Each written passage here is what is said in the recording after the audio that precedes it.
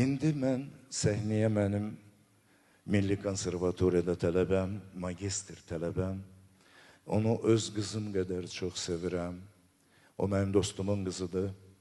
O Nigar Rəhimovadır. Siz onu bəlkə də çox yaxşı tanıyırsınız sosial şəbəkələrdən. Çox bəyənirəm bu uşağı. Allah onu xoşbaxt eləsin. Mən indi onu səhnəyə dəvət eləyəcəm. O sizin üçün Ana Yurdum oxuyacaq. Ana Yurdum.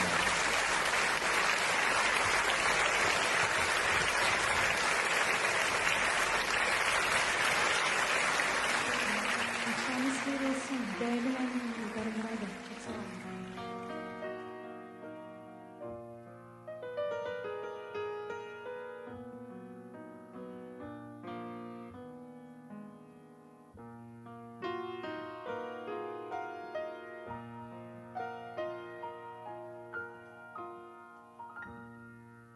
Uzun uzun yollarda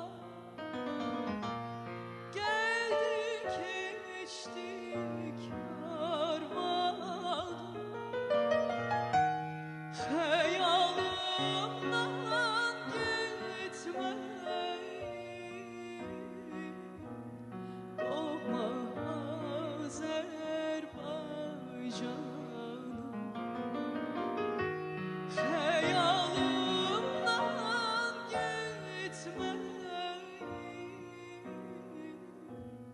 doğma Azerbaycanım. Ana yurdum, ana yurdum, haraya uçup geçsen bil sen benimsen.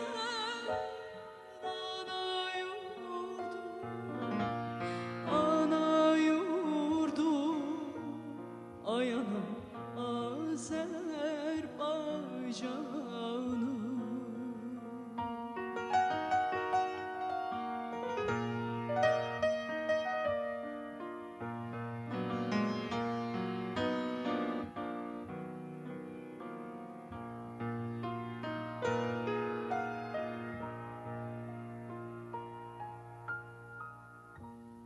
Nilahtı araz dedi,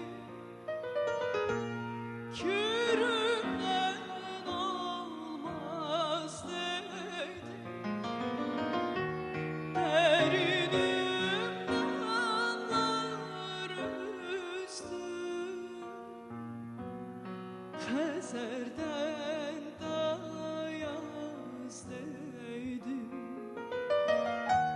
Derinim anlar üstü, Xəzərdən dayaz dedi. Ana yurdum, ana yurdum, haraya uçup geçsen bil sen benimsen. Ana yurdum, ana yurdum, ay anam Azerbaycanım. Ay anam Azerbaycanım. Ay anam Azerbaycanım.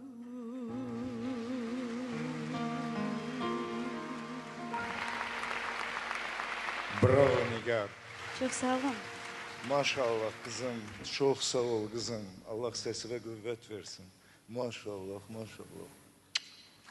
Alqışlar xahiş eləyəcəm bir daha. Nigar, çox sağ ol. Düşünürəm, çox bəyəndiniz Nigarı. Mən onu çox bəyənirəm və sevirəm. Maşallah.